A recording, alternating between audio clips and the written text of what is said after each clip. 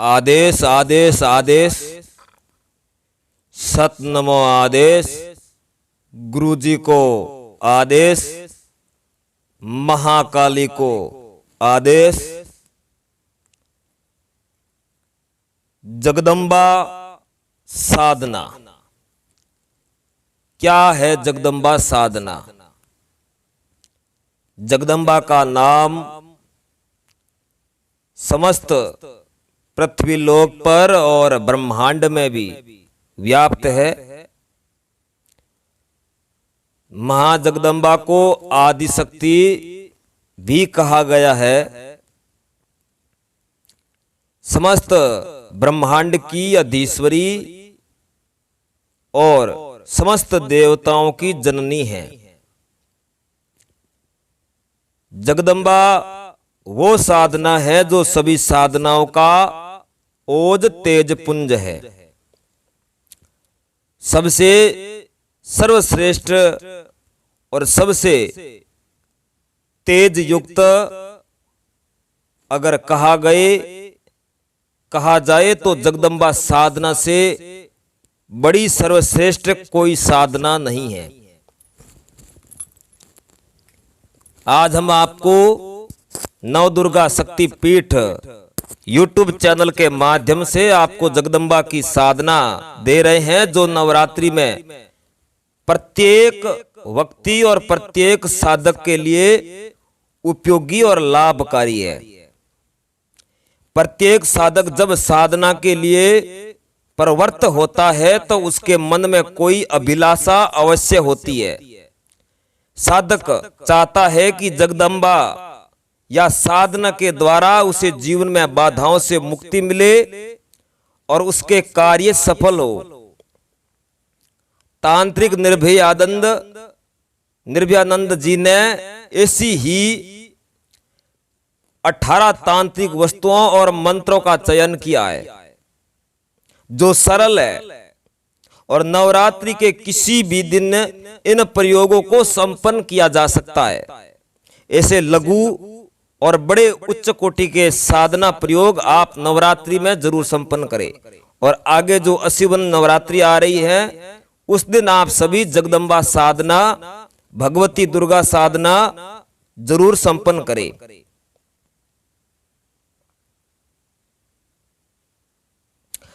जब तक विषय वस्तु में बारे में पूर्ण जानकारी नहीं होती तो व्यक्ति वह कार्य आधे अधूरे मन से करता है और आधे अधूरे मन से किए कार्य में सफलता नहीं मिल सकती।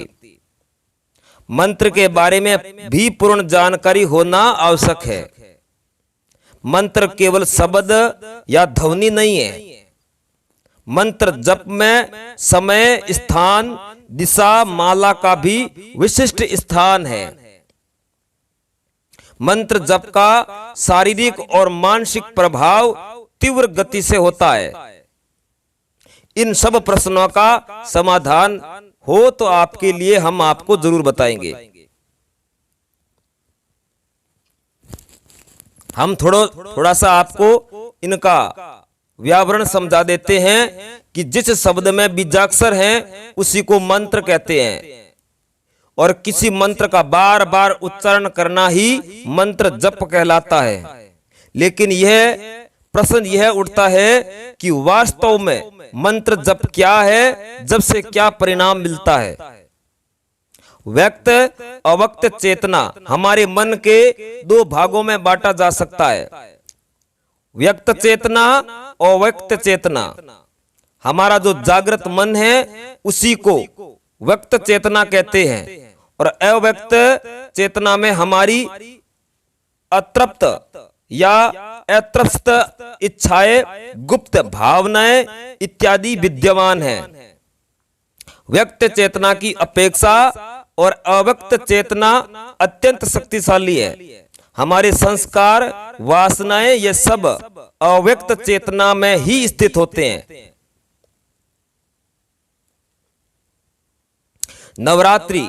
नवरात्रि पर्व की शक्ति का पर्व है और मनुष्य जीवन का उद्देश्य शक्ति की उपासना कर उसे प्राप्त करना है। नवरात्रि में शक्ति पूजा जिसका सम्मान्यवत रूप दुर्गा है, यह सब देवताओं की संग शक्ति का ही प्रतीक है, क्योंकि दुर्गा शक्ति की उत्पत्ति देवताओं की संगठन शक्ति से ही हुई है। अतः नवरात्रि में विधि विधान सहित दुर्गा का पूजन एक प्रकार से सभी देवी देवताओं का पूजन है। त्रिदेव ब्रह्मा विष्णु और शिव जिसकी इच्छा से शरीर धारण करते हैं, वह शक्ति दुर्गा ही है। वह सगुण है और निर्गुण दोनों रूपों में है। कलयुग में दुर्गा पूजा का फल लाभ तत्काल प्राप्त होता है। भगवान वेद व्यास ने श्रीमद् भागवत में लिखा है कि क्लोम चंडी विनायको, अर्थात कलयुग में शक्ति और गणपति साधना ही तुरंत फल प्रदान करने वाली है। तो आपके सामने शक्ति का महापर्व अश्विन नवरात्रि आ रहा है।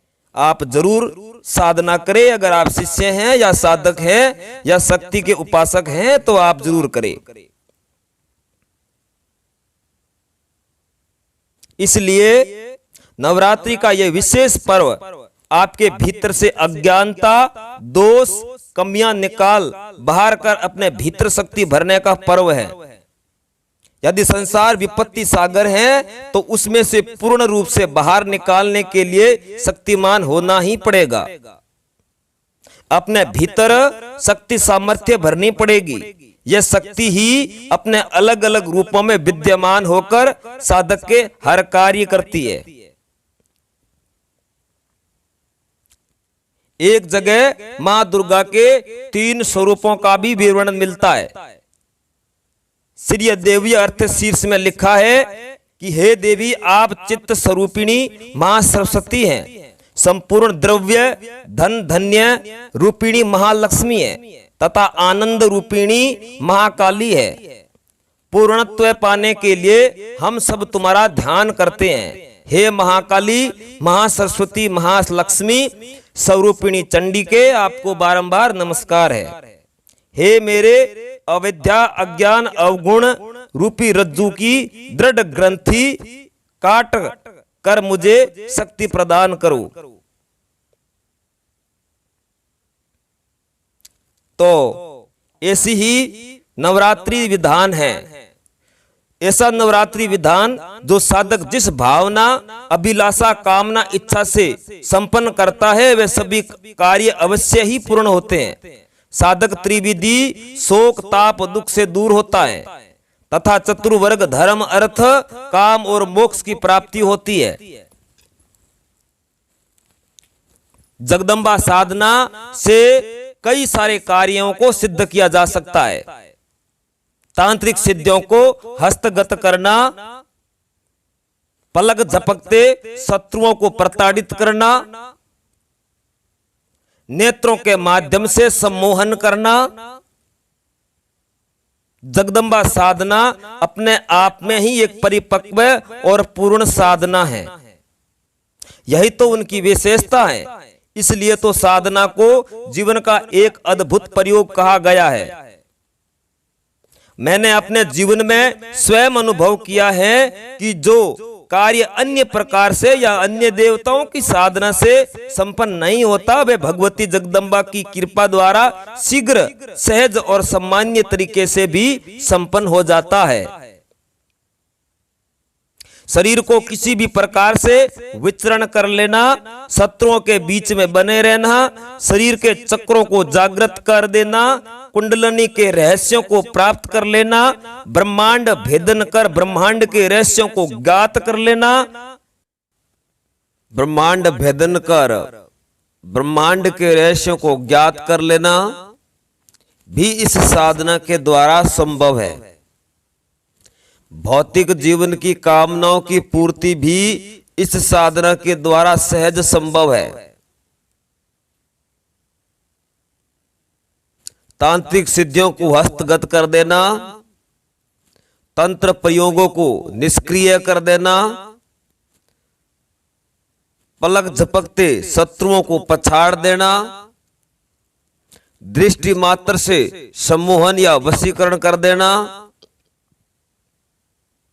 यह सभी कार्य जगदम्बा साधना से सहज शीघ्र प्राप्त हो जाती है।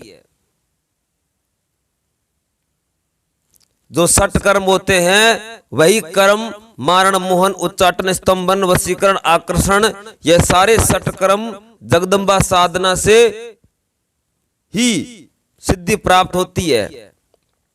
साधक उन कर्मों को बिल्कुल सहज ही कृपा से 6 कर्मों को कर सकता है। वह कितना भी बड़ा भयंकर रोग को ठीक कर सकता है।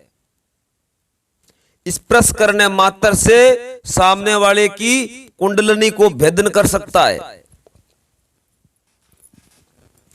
यहां बैठे बैठे समस्त दूरदृष्ट की बात को ज्ञात कर सकता है। समस्त महाविद्याओं और साधना को निष्गणांत हो जाना, उच्चतम भाव भूमि में स्थापित हो जाना, कंठ में वाग देवी सरस्वती को स्थापित कर हजारों हजारों श्लोकों और ग्रंथों को स्मरण कर लेना केवल मात्र जगदम्बा साधना से ही संभव है। और साथ ही इस साधना के द्वारा वह सब कुछ प्राप्त किया जा सकता है जो प्रत्येक साधक, प्रत्येक व्यक्ति के लिए आवश्यक है और उपयोगी है और अनिवार्य है। इसीलिए तो शास्त्रों में जगदम्बा की साधना को जीवन की श्रेष्ठ साधना माना गया है। और मानव जाति के कल्याण के लिए इस साधना को सबसे तेज जबरदस्त प्राथमिकता दी गई है।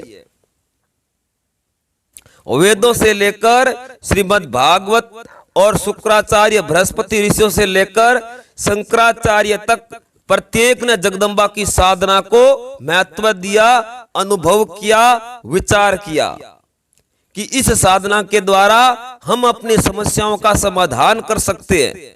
समाधान ही नहीं, उन बाधाओं से निजात पा सकते हैं और जीवन को ज्यादा सुखद, ज्यादा सरल और ज्यादा आनंदमय बना सकते हैं। तो आपका लक्ष्य है, आप साधक है, आपका कर्तव्य है कि आप 80 वर्ष नवरात्रि में साधना करें। साधना करने का विधान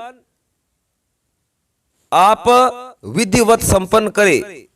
गणपति पूजन, गुरु पूजन और उसके बाद में कर्मानुसार साधना करें। चाहे आप नवारण मंत्र से करें, चाहे आप दुर्गा मंत्र से करें, चाहे दक्षिण महाकाली के मंत्रों से करें।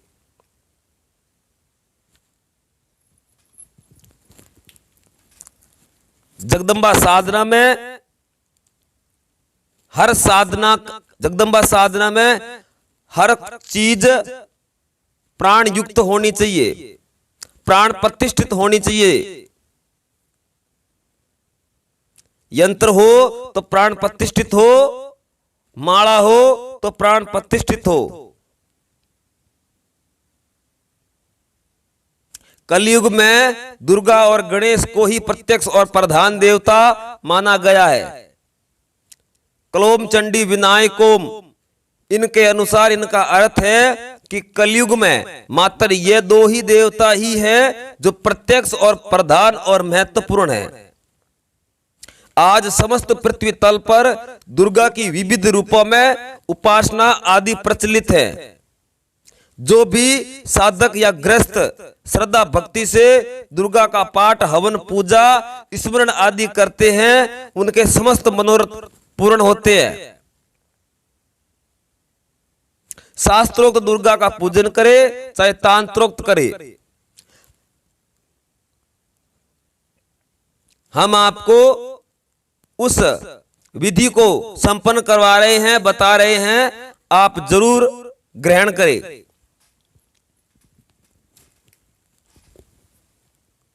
नवरात्रि के प्रत्येक दिन प्रातः स्नान कर स्वस्थ वस्त्र धारण करके पूजन स्थान को स्वच्छ कर एक बाजोट पर लाल वस्त्र बिछाकर उस पर भगवती दुर्गा का चित्र स्थापित करे जो जगदम्बा का हो। चित्र के समक्ष एक ताम्र पत्र में जगदम्बा सिद्धि यंत्र को भी स्थापित करे और बाईं ओर चावलों की ढेरी बनाकर उस पर सर्व सिद्धिप्रद गुटिका को स्थापित करे। दाईं ओर तांत्रोक्त नारियल स्थापित करे। पूजन से पूर्व सभी सामग्री अपने पास रख ले और पूजन सामग्री में चौकी, लाल वस्त्र, अगरबत्ती, दीपक, पुष्प, फूल, कलश, मिठाई, पंचामृत, नारियल, वस्त्र, जगदम्बा सिद्धि यंत्र, नव दुर्गा सिद्धि माला, सर्व सिद्धिप्रद गुटिका और तांत्रोक्त नारियल, इसके बाद पूजन आरंभ करे। पहले अपने शरीर का पवित्रीकरण करे, जो पवित्रीकरण मंत्र शास्त्रों में है। ओम अपवित्र पवित्रो वा सर्वाविस्तथा गतोपिम वा, यह स्मृत पुंडरी काक्षम, यह मंत्र आपको शास्त्रों में मिलेगा। इस मंत्र से जल को दाहिने हाथ की अंगुलियों से अपने संपूर्ण शरीर पर छिड़के, जिससे कि आपकी शुद्धि हो। फिर इसके बाद आचमन करे। आचमन के बाद गुरु पूजन, गणपति पूजन और दुर्गा आह्वान मंत्र, फिर हद्यादि न्यास, कर न्यास, ये सभी विविध पूजा करके भगवती दुर्गा की साधना आरंभ करे।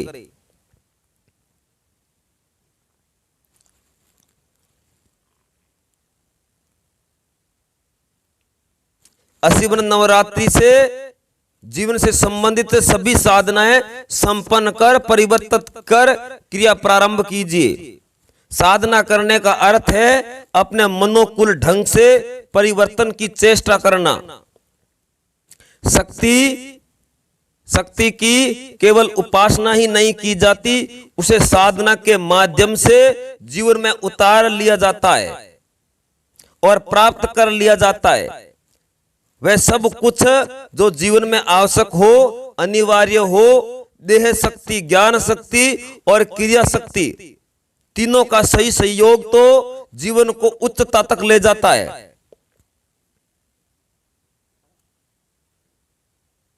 संसारिक जीवन में मनुष्य का एकमात्र लक्ष्य जीवन की और जीवन में शक्ति प्राप्त करना है।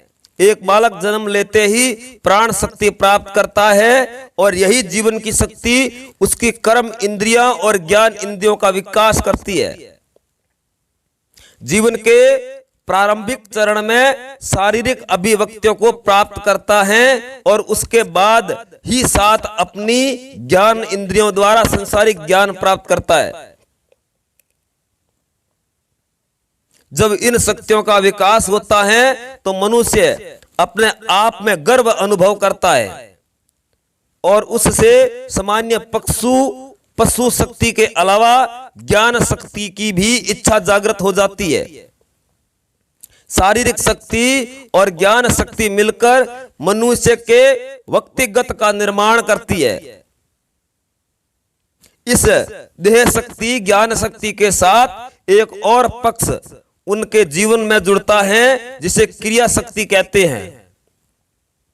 जब तक इन शक्तियों का समावेश समान भाव से चलता रहता है, तब तक जीवन में स्मृति बनी रहती है।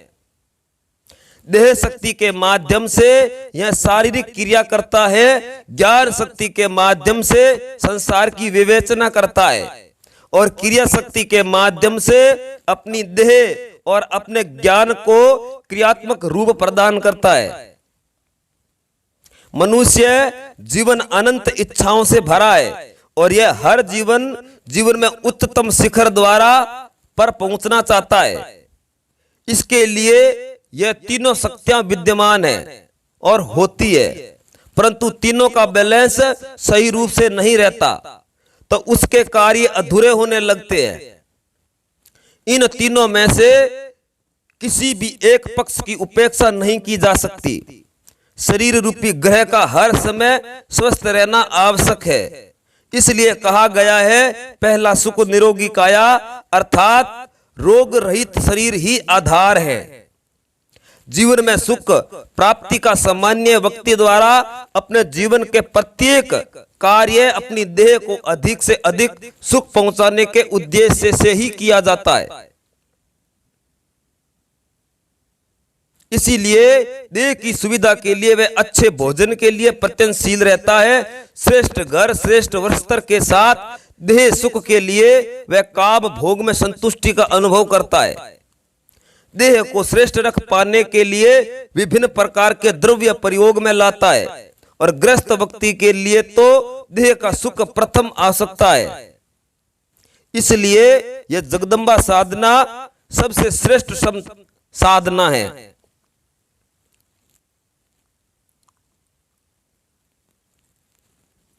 आप जरूर यह साधना करें। इसी जगदम्बा के आदि शक्ति के कई विभिन्न रूप है।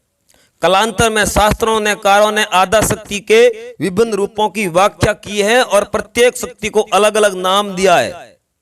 इन शक्तियों में 10 महाविद्या जैसे काली, तारा, छिन्नमस्ता, भुवनेश्वरी, बगलामुखी, धूमावती, त्रिपुर सुंदरी, मातंगी, कमला, त्रिपुर भैरवी के साथ ही नव दुर्गा, चामुंडा इत्यादि नाम दिए गए हैं।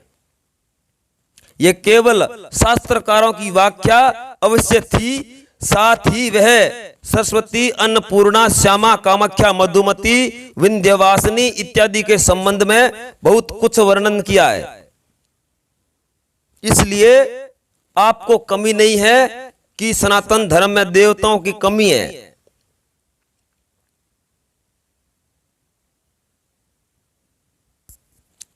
प्रत्येक साधक के लिए यह साधना लाभप्रद होगी और वह साधक उन इच्छाओं को पूर्ण कर सकता है कि और दूसरी साधनाओं से नहीं कर सकता।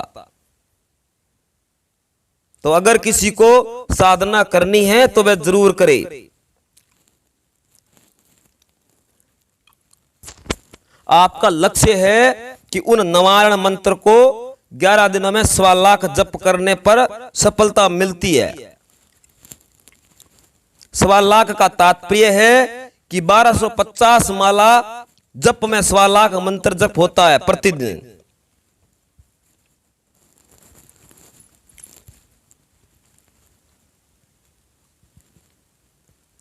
और शास्त्रों में यह भी कहा गया है कि नवाण मंत्र का जप करते समय इसके प्रारंभ में ओम या प्रणव नहीं लगाना चाहिए, यह 10 अक्षरी हो जाता है। इसीलिए तो आपको एम ह्रीम क्लीम चामुंडाय विचे यही मंत्र जपे। इसी मंत्र को एंग ह्रींग क्लींग बी चामुंडाय विचे गकार में भी इसको जपा जा सकता है। यह तांत्रिक जप हो जाता है। फिर तांत्रिक पद्धति से इसी मंत्र को एंग ह्रींग क्लींग चामुंडाय विचे जपा जाता है और शास्त्रीय में एम ह्रीम क्लीम चामुंडाय विचे जपा जाता है। यह दोनों ही तथ्य अपनी अपनी जगह सही है।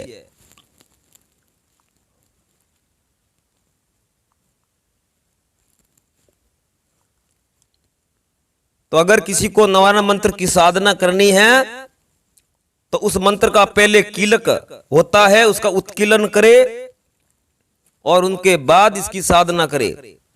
विनियोग और ऋष्यादि न्यास, हदयादि न्यास, करन्यास, संकल्प, ध्यान, आह्वान ये सब विधिवत करके साधना करे। अगर आपको यह साधना करना है तो हमारे संस्थान के नंबर पर संपर्क करें, आपको विधिवत साधना प्राप्त कराई जाएगी और साथ ही साथ आपको मार्गदर्शन भी दिया जाएगा। आज के लिए इतना ही, मिलते हैं आगे और वीडियो में। आशा करते हैं कि आपको वीडियो बहुत अच्छा लगा होगा। आदेश आदेश आदेश।